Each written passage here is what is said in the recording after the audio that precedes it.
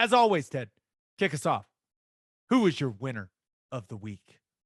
I thought about going with you because you inducted into the Hall of Fame and so big that you could big time them and not even show up for the ceremony.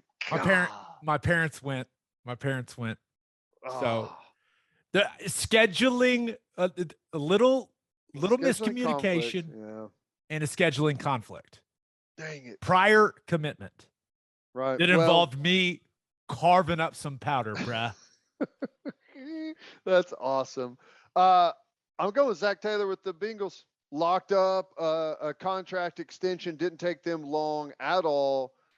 Super Bowl appearance, just done it in a couple of years up there. People questioned it at the beginning, but obviously got them to the Super Bowl. I think this is good for Cincinnati. Now they've got some things that they've got to address. They've got to get Joe Burrow some protection on that offensive line, and they need to do it quick. The pounding that he's taken over the first 2 years, tore the ACL in year one, year two was playing through that MCL in the Super Bowl game. They've got to get some offensive linemen in there, and I know that they know that they're going to address that need. But I thought that was a good move by Cincinnati. Yeah, no, I'm with you. My biggest fear, because I've told the Bengals story on here where I went and worked out for them. They told me I was by far the best guy in the workout, but they didn't want to sign me because they didn't like the way my knee looked. They didn't want to be possibly on the hook for what my knee could cost the organization, is basically how I understood that. That is the cheapest organization in all of football. And I've got a really hard time believing that the Brown family is going to spend the money, man. I got a hard time believing it. And my fear is, and I'm not the first one to come up with this comparison, my fear is that Joe Burrow is going to be Andrew Luck. That the beating is just going to wear on him and wear on him and wear on him to where he says, you know what? I don't want to do this anymore. Because that's what happened to Andrew Luck. Like the pain in the rehab, it added up. And finally he said, you know what? I'm out. I right now, you look at Joe Burrow, you see how he's wired, you see how he acts, and you could go, no, that would never happen to that guy. No one would have said Andrew Luck was going to be that guy either. Right. That dude's tough as hell, but it takes a big toll on you. And they got to address the offensive line. And they got to do it well through the draft. They got to pay somebody in free agency. I just don't know if they're going to do it, man. I don't know. They've got to have some space with a quarterback on a rookie deal, and they don't have a bunch of big name guys on that team right now. They should have some space to be able to go out, make some moves in free agency. Now, I don't know what free agency looks like on the offensive line this year, but definitely need to address it in the draft. Yeah, but you mentioned Zac Taylor. Did you see what he said? Because we talked about it in our recap of the Super Bowl. Did you see what he said about Samaje while he was in? It was actually pretty cool. No, I didn't. Because I saw Peter Schrager, he put it out there. I've got it right here. Because they asked him about Mixon not being in on that 3rd and 1 run. And he said, yeah, we were in 2-minute mode, and Samaje has done a great job. His role has really been as a protecting back, and a lot of the things that come with that, off of that. It's one of those situations where I called to play a little later on the clock. And so I was the one that said, leave him in there. Justin Hill, our running backs coach, asked if he wanted to make a change. I said, just leave Samaje in there. Obviously, it didn't work out for us. Whether Joe is in there or not, he's certainly deserving of the opportunity in a key moment, in a key game, to try to get it for us as our featured back. But again, that's just one of those decisions you make in the moment, and you got to move forward with it. There's other things I certainly could have done over the course of the game that would have put us in a better position. Unfortunately, we couldn't get it done. So yeah, I thought him saying about that saying that about Samaje was really cool, and also just kind of owning it. Zac Taylor is And it's not just because he's from Norman. Like, he's an easy dude to root for. Right. And it's not like P. Ryan's not a good short yardage back either. And just It's ran not into Aaron Donald. yeah, it's not like you had like a third down back, like a scat back in there and decided to stick with him. Like P. Ryan is one of the most powerful guys, OU's had at running back. I mean, he's just incredibly strong. So yeah, no, I get it. Tough. You still got to have Mixon in on that Yeah. play. I'm sorry, Zach. But great explanation. All right, who do you have as your loser of the week? I had to go with Los Angeles. Now, here's what's interesting. Number one, it took him forever to change the Hollywood sign to, what was it, say the Rams house or something ridiculous like that. But did you see the lack of parade? First of all, did you see the route of the parade? It wasn't even a mile. It's like, it's not a parade. I will say I loved how drunk Stafford was. That was awesome. Oh, big fan of was that. great. Did you see the video of him just walking directly into his pool? Love it. Love it. I didn't spend a ton of time. Like, I was in Detroit in the entire offseason with Stafford. He's exactly how everyone says he is. Like, he's such a cool guy. Just like such a normal, cool guy. And I loved seeing him that wasted. That was awesome. That was like my favorite thing of the entire parade. That, I think everyone realizes, like, Aaron Donald, defensive tackles aren't supposed to look like that with their shirts off. Just ridiculous. No big deal. Just walk around looking like the Incredible Hulk. But listen to this. Super Bowl local market ratings. Number one rating was Cincinnati. 46.1. Don't know what that means. 84. Maybe that's I don't know what that is. Cincinnati's number one. Detroit was a close second. Looks like a lot of people watching Stafford. But you just go through it. Pittsburgh, Columbus, Kansas City, Milwaukee, Cleveland, Boston, Philadelphia, Jacksonville. LA, nowhere near the top 10 in ratings. Dude, that's kind of what we've talked about. People have said about, like, Lincoln Riley going out there for USC. That is not a football place, man. It's just not. The Rams were the best team. They deserved to win the Super Bowl. That being said, people in Los Angeles do not care about football the way that people in all the towns that Mackenzie Milton hates care about football. Who would want to go live in Norman? I mean, seriously. Well, who would want to go live in Cincinnati or Detroit or Pittsburgh? Columbus, I'm not going to lie, is awesome. I was a huge Columbus fan. That place is really cool. But it's like Kansas City, Milwaukee. Football matters there, man. That's why people go to the Blue Bloods in those types of towns. Have you ever been to Madison, Wisconsin? And no. I know I wouldn't count Wisconsin as a blue blood, right? But like just towns like that. And Madison's a huge, huge city. But how about like Iowa City, Iowa? Is supposed to be like insane. Even Manhattan, Kansas. Yep. Like you and I, we've gone to that place is always packed and rock. Like, man, I don't want to hear any more of that from some dude that played in the bounce house. Yeah. Jacksonville, Florida made the top 10, not Orlando. Jacksonville of all places. Amazing. There you go. There are football towns and there are not football towns. And LA is not a football town. Even though their team just won the Super Bowl, even though they've got two teams. It's not a football town. It's just not. People don't care. Nope. They care if they can be seen there. That's about it. Right? Yeah. It's important. All right. If you're a whiskey or bourbon drinker, stop what you're doing. Head to your favorite liquor store and buy some Balcones products. You got to grab some of Balcones. I always mess up the first one. I mean, the first Balcones Lineage single malt whiskey. It was just voted one of the top 20 whiskeys in the world by Whiskey Advocate, and you'll be shocked by how affordable it is. Also, you got to snag some of Balcones Baby Blue Corn Whiskey. It's made from the blue corn. That's the fancy corn. And that is why it's won more than 25 awards. Last but certainly not least, you got to buy some Balcones Pot Still Bourbon. Its big flavors make it the perfect bourbon to drink year round.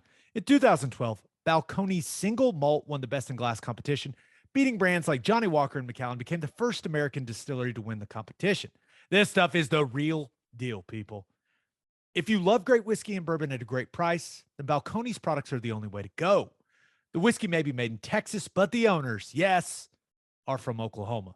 To find a liquor store that has it, visit balconesdistilling.com. All right, for my winner of the week, thought about going with the lawyers for Conference USA. Have you seen this? No.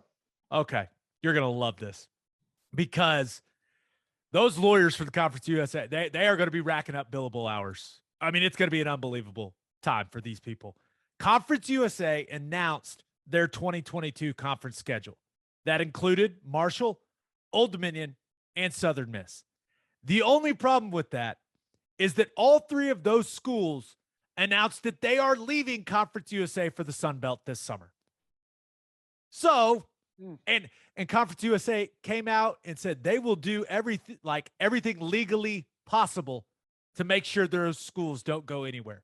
So, real awkward situation here in Conference USA, but the big winners of all of it, the lawyers, man. Those billable hours are going to be unbelievable.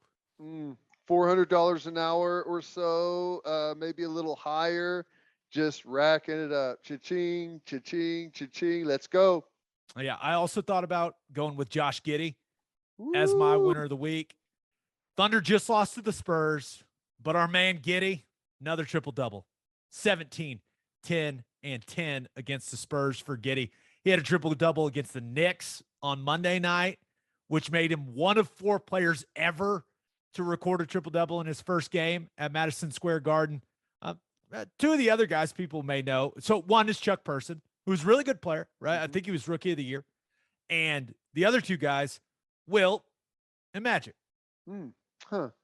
Decent players. If bad. You're on a list with Wilt and Magic, usually pretty good. But he's the NBA does this thing called the Rookie of the Year ladder. He's up to 3rd on the Rookie of the Year ladder now. That's awesome. Watch out, Evan Mobley.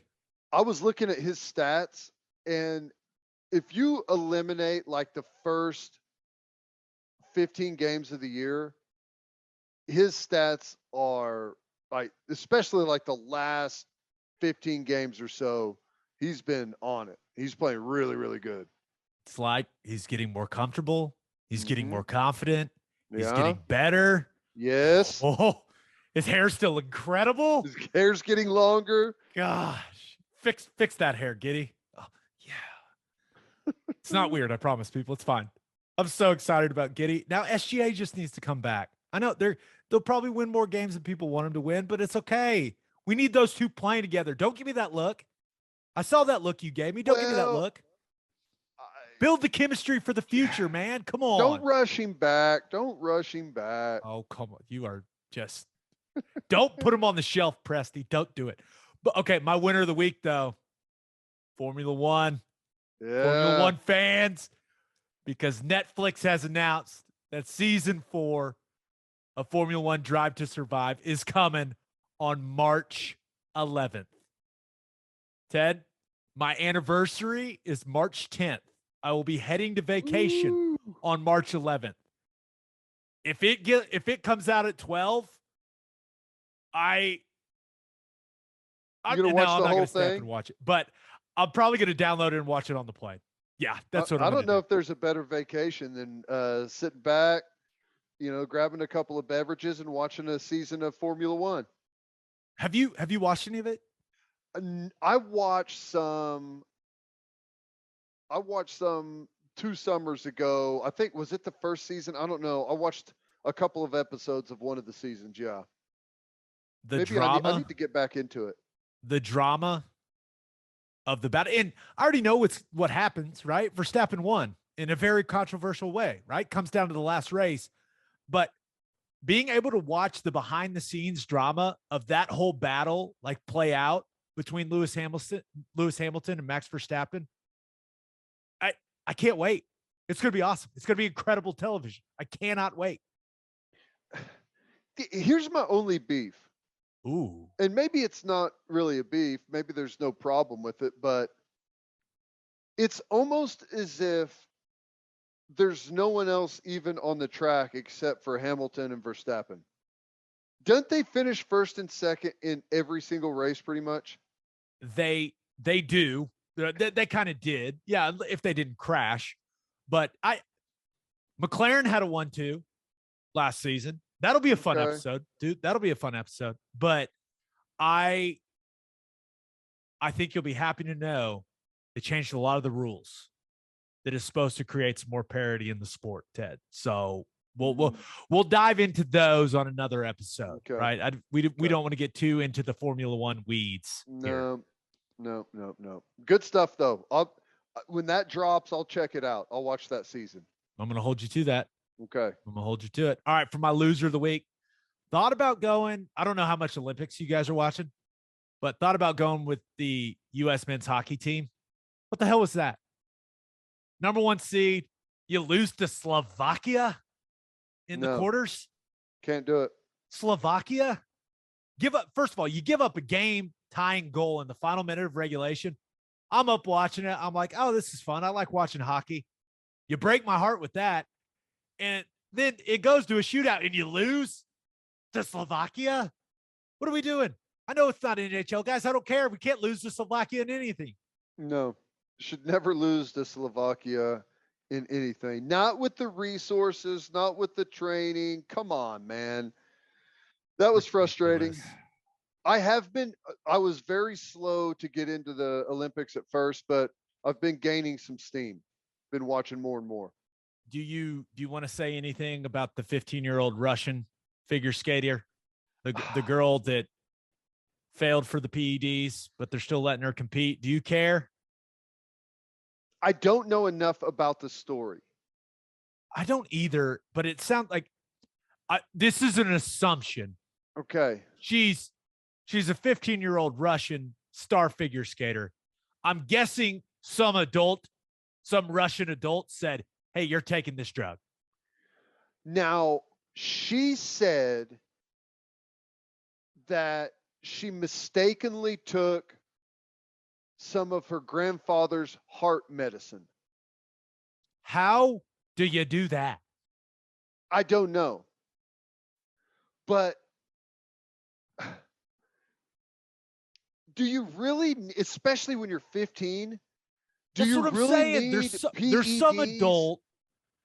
There's some adult that made her do it. Or at least that's because it helps your stamina, skating. Right? When is the last time we saw someone, and I'm not, in no way am I suggesting that you don't get tired during figure skating, and hitting that last triple axel at the end of the long program isn't hard. I understand, okay? But when have we ever said, like that is like the deciding factor? I don't know. That seems so, like, if you're going to risk it and have some type of state-sponsored PED, like bobsled, cross country, some of that stuff, okay, you've got my attention. Those are power sports, or those are extreme endurance sports. Figure skating doesn't seem like it's worth the risk.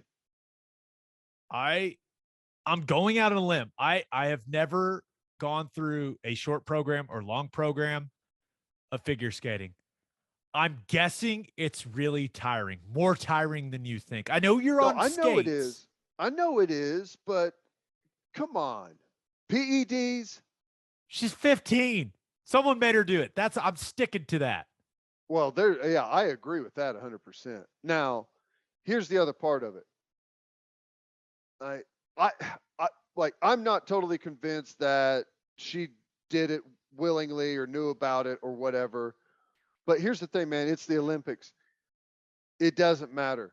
If you failed the test, you cannot compete. Can't do it. There's way too much on the line. There's been way too much controversy. You cannot do it. If you have a banned substance and you fail a drug test, you're out. I'm with you.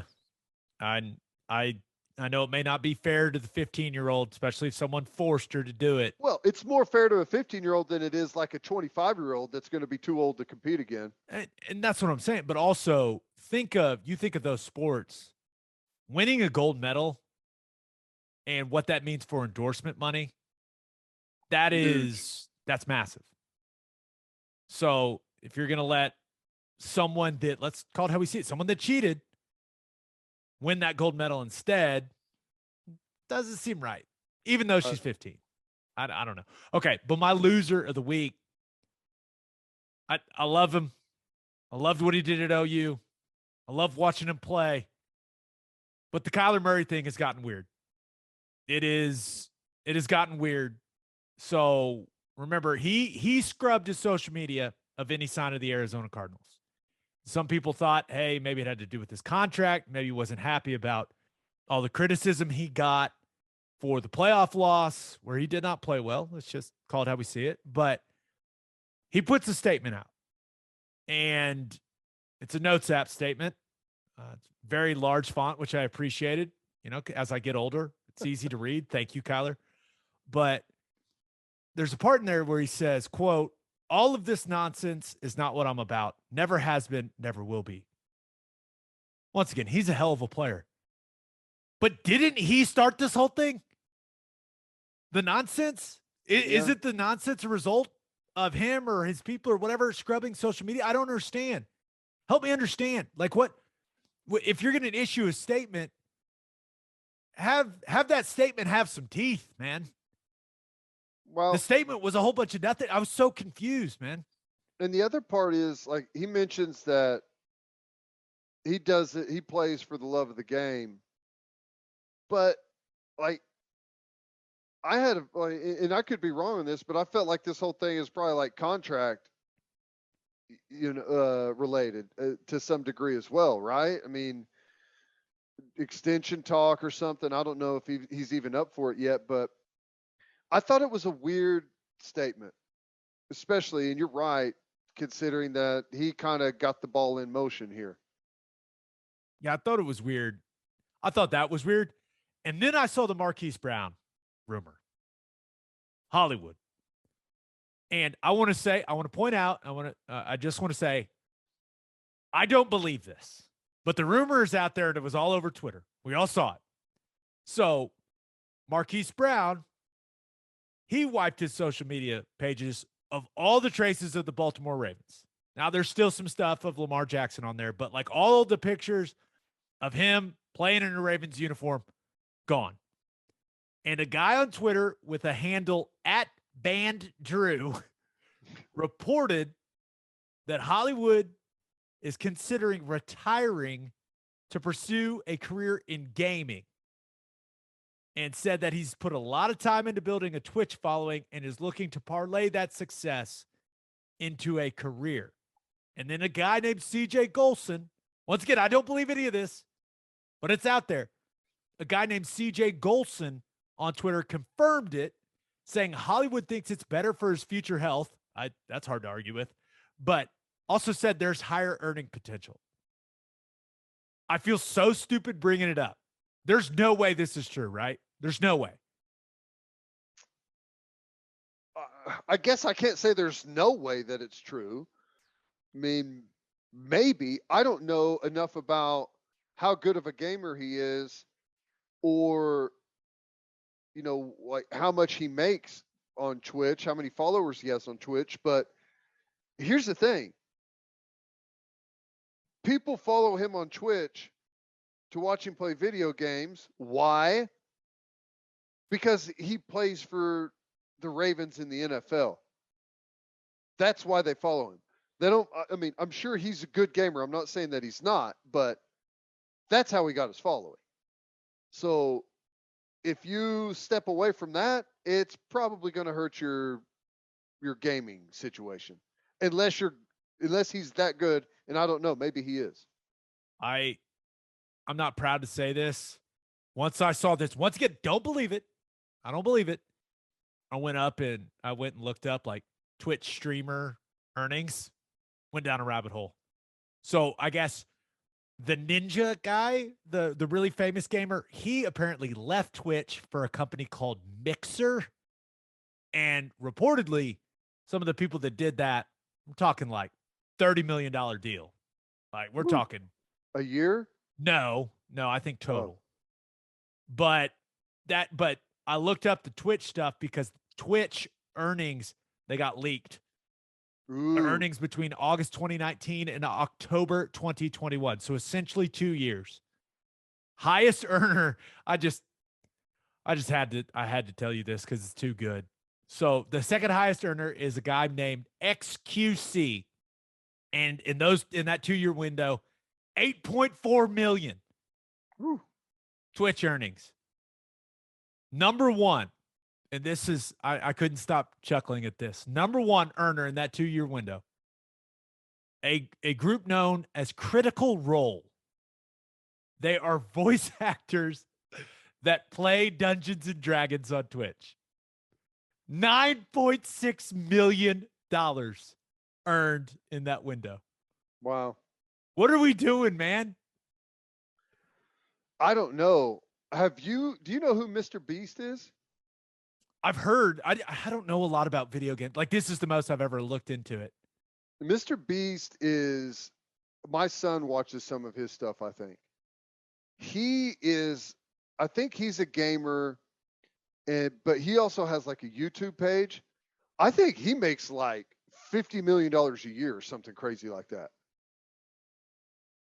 And what are we doing? I've seen some of his videos. Like, it's not any high level stuff going on here, man. It really isn't. It's shocking that guy makes that much money. Jimmy Donaldson is 23-year-old, known as Mr. Beast, was YouTube's highest earner in 2021, according to Forbes. His elaborate stunts have generated more than 10 billion views on the platform and earned him $54 million. Crazy. And Crazy. the kid that opens the toys is still killing it. I forgot what his name. Oh yeah, like Alex. he makes like 25 million a year. What are we doing, man? No, Ryan's Toys, I think is his name. Subscribe on YouTube, please. Yeah. Hit on that.